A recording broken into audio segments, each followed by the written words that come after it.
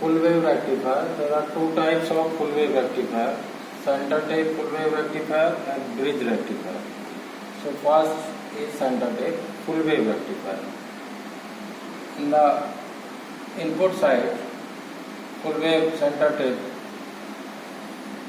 transformer is allowed, and the secondary of the transformer is divided into two parts, or a tape is allowed at the center of the secondary winding. Secondary winding में center tape rectifier में secondary winding of transformer में एक tape लगा देते हैं, उसके through हम क्या लगा देते हैं, लो रेजिस्टेंस। और प्राइमरी वाइंडिंग को इनपुट देंगे, and one positive half cycle apply करते हैं एट द इनपुट साइड, तो same cycle is coupled of the same polarity to the secondary winding. So A becomes positive and B point of the secondary winding negative, or half this is positive, negative, this is positive. So this is negative and this is positive, negative, and this positive terminal of the voltage is allowed in the P side of the first diode D1. So D1 becomes forward bias, D1 forward bias हो जाएगा, लेकिन negative terminal of the bat polarity is allowed to the P side of diode D2. D2 के को negative terminal दे रहे हैं supply का, जो couple होगा वोल्टेज, या पॉजिटिव होगा और ये नेगेटिव और ये पॉजिटिव, तो नेगेटिव मिलेगा P साइड को D2, तो D2 रिवर्स बाइस होगा. रिवर्स बाइस का मतलब स्विच ऑफ होगा, और D1 फॉरवर्ड बाइस का मतलब स्विच ऑन होगा. तो D1 स्विच ऑन होगा, D2 स्विच ऑफ होगा, और करंट कंडक्शन होगा A से P D1 and RL to O. इस तरह करंट कंडक्शन होगा through the load resistance R in the positive half cycle. जब पॉजिटिव हाफ साइकिल देंगे तो एक प्लस साइकिल, पॉजिटिव साइकिल ही मिलेगा ड्यू टू डायोड D1. लेकिन जैसे ही नेगेटिव साइकिल अप्लाई करेंगे, the same polarity voltage is coupled to the secondary of the transformer. This becomes negative and this positive. B terminal positive होगा, A negative होगा, और AO negative positive होंगे, OB positive negative होंगे. और अभी diode D1 के P side को हम कैसा पोलरिटी दे रहे हैं, नेगेटिव. तो D1 क्या हो जाएगा, रिवर्स बाइस. D1 क्या हो जाएगा, रिवर्स बाइस, और D2 क्या हो जाएगा, फॉरवर्ड बाइस. तो D1 स्विच ऑफ होगा, D1 is switch off and D2 is switch on now. जब D1 स्विच ऑन होगा तो करंट कंडक्शन होगा P2 D2 to RL and then ground.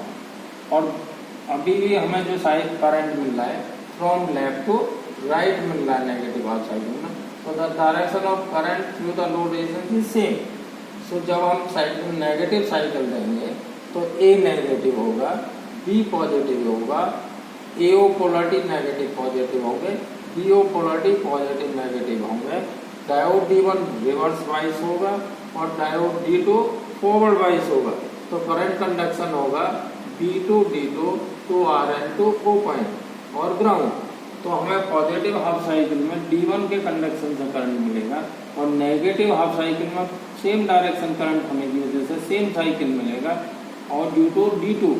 और फिर हम एक पॉजिटिव देंगे तो D1 कंडक्ट करेगा और सेम साइकिल मिलेगा. फिर नेगेटिव हाफ साइकिल में D2 कंडक्ट करेगा और सेम डायरेक्शन में करंट मिलेगा. This is the working of the center tape full wave rectifier. दोनों भी साइकिल में, एक में डायोड D1 कंडक्ट करता है, नेगेटिव साइकिल में D2 करता है, नेक्स्ट पॉजिटिव में D1 और नेक्स्ट नेगेटिव में D2. तो टोटल जो वोल्टेज है, जो करंट है, उसका डायरेक्शन लोड में सेम रहेगा. तो पॉजिटिव में भी सेम साइकिल मिलेगा और नेगेटिव हाफ साइकिल में भी सेम साइकिल मिलेंगे, और दोनों भी साइकिल में वर्क कर रहा है पॉजिटिव नेगेटिव. इसलिए इसको क्या कहेंगे हम, फुल वेव रेक्टिफायर. और सेंटर पे एक टेप लगाया हमने, इसलिए इसको क्या कहेंगे, सेंटर टेप. अब इसका एक बेनिफिट है कि जो सेकेंडरी टू पार्ट में डिवाइड किया हमने, तो जो नेगेटिव वोल्टेज यदि हमारा अप्लाई करेंगे यहाँ पे, मैक्सिमम ये 100 वोल्ट है, यदि AO में VAO यदि 100 वोल्ट है, तो VOB भी 100 वोल्ट होगा और AB के अक्रॉस वोल्टेज आधा हो जाए, हाफ हो जाएगा। Across the diode the value of the AB winding voltage becomes half. तो VAB कितना होगा 100 plus 100 is equal to 200 volt.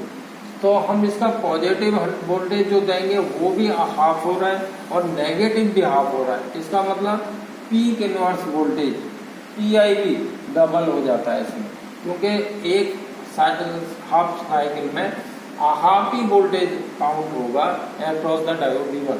दूसरे हाफ साइकिल में वोल्टेज जो काउंट होगा D2 के अक्रॉस वो हाफ काउंट होगा सेकेंडरी वाइंडिंग का, इसलिए पीक इनवर्स वोल्टेज इसका डबल हो जाता है। So this is the advantage of peak center tape rectifier. But due to the fluctuation or variation in the output, only one diode is conducting at a time. So the possibility of damage of the diode is higher. So generally bridge rectifier are used for the rectification. दूसरा जो method है वो generally use करते हैं bridge rectifier, क्योंकि वहाँ at a time 2 diode conduct करते हैं। सो उसके ब्रेक डाउन होने का चांस कम रहेगा और उसके डैमेज होने का चांसेस कम रहेंगे of the diode. Second is full wave bridge rectifier.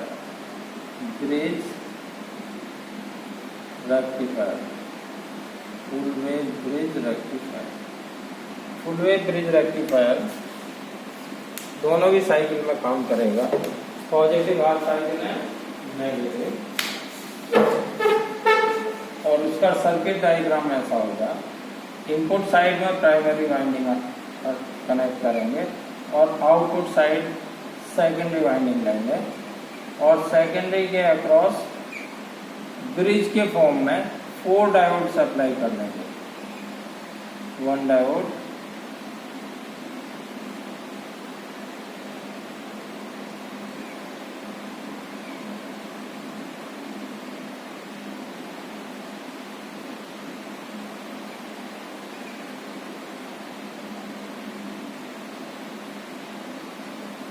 this is another diode,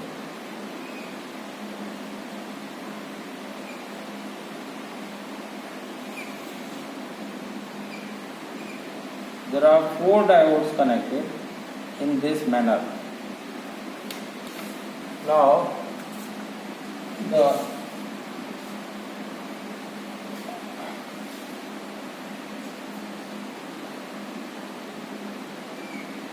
this is diode D1, this is D2, D3, D4, and output is taken across the load resistance here, RL के across output लेंगे यहाँ पे।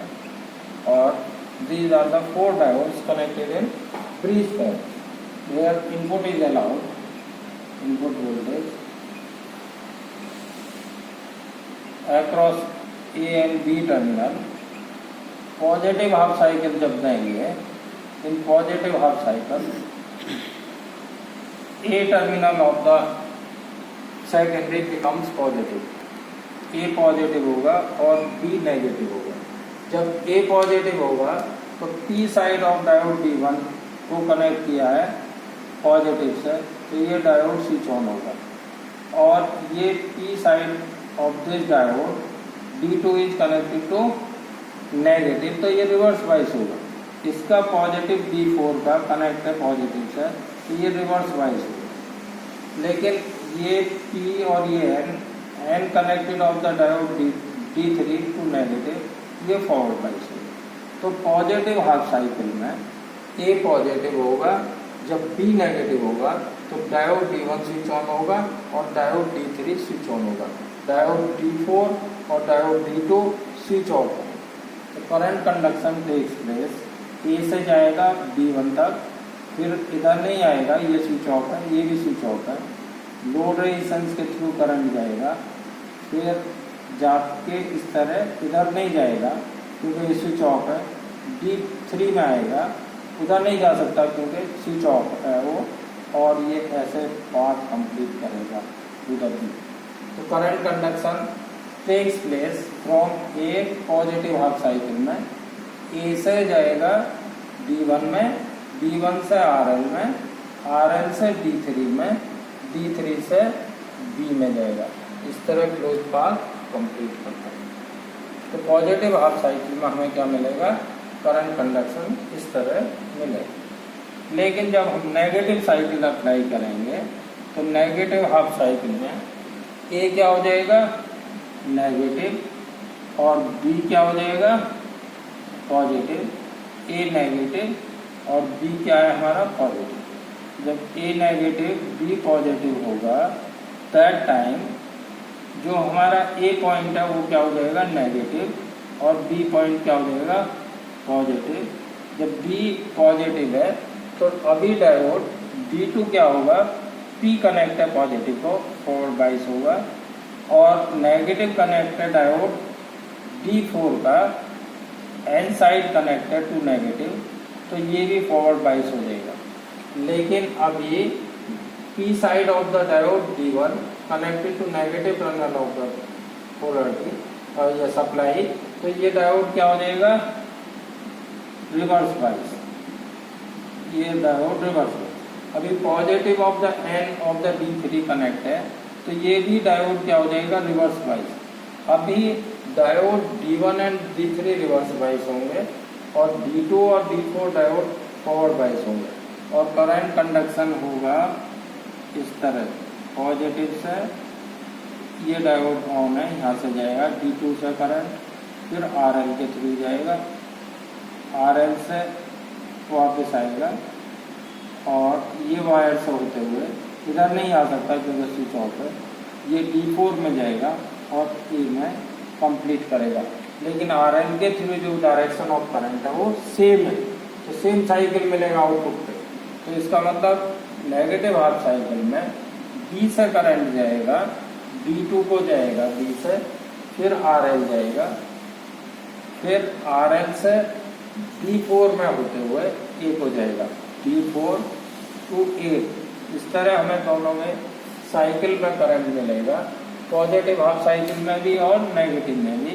और current conduction जो होगा वो किसकी वजह से होगा, due to D1 and D3 diode positive half cycle में, और नेगेटिव हाफ साइकिल में D2 और D4 की वजह से। ये इनपुट वोल्टेज देंगे यदि हम, तो यहाँ पे जो वेव फॉर्म मिलेगा वो इस तरह का वेव फॉर्म मिलेगा। ये इनपुट वेव फॉर्म होगा, और ये इनपुट वेव फॉर्म 0 to पाई, 2 पाई, 3 पाई होगा। 0 to pi, 2 pi, 3 pi output voltage होगा ये। और पॉजिटिव हाफ साइकिल में करंट कंडक्शन होगा ड्यू टू D1 और D3 diode, negative half cycle में होगा D2 एंड D4 डायोड, और positive half cycle another positive half cycle में होगा D1 to D3। तो इस तरह हमें दोनों भी साइकिल में, पॉजिटिव हाफ साइकिल में भी करंट मिल रहा है, नेगेटिव में भी सेम डायरेक्शन करंट मिल रहा है, और दोनों साइकिल में कंडक्शन हो रहा है। So diode is full wave rectifier, और एट ए टाइम दो डायोड काम कर रहे हैं तो द फ्लक्चुएशन और damage possibility reduces compare to the center tap rectifier. लेकिन सेंटर टेप में पीक इनवर्स वोल्टेज डबल हो जाता है, जबकि यहाँ पर वही रहेगा जो सेकेंडरी वोल्टेज आएगा, PIV जितना डायोड का होगा वो ही वैल्यू रहेगा। जैसे किसी डायोड का पीक इनवर्स वोल्टेज 100 वोल्ट है तो यहाँ 100 रहेगा, वहाँ 200 तक जा सकता है, तो वो उसका बेनिफिट है। लेकिन यहाँ एट ए टाइम दो डायोड कंडक्ट कर रहे हैं, इसलिए this is more efficient rectifier, full wave rectifier. Generally in power supply series rectifier is used.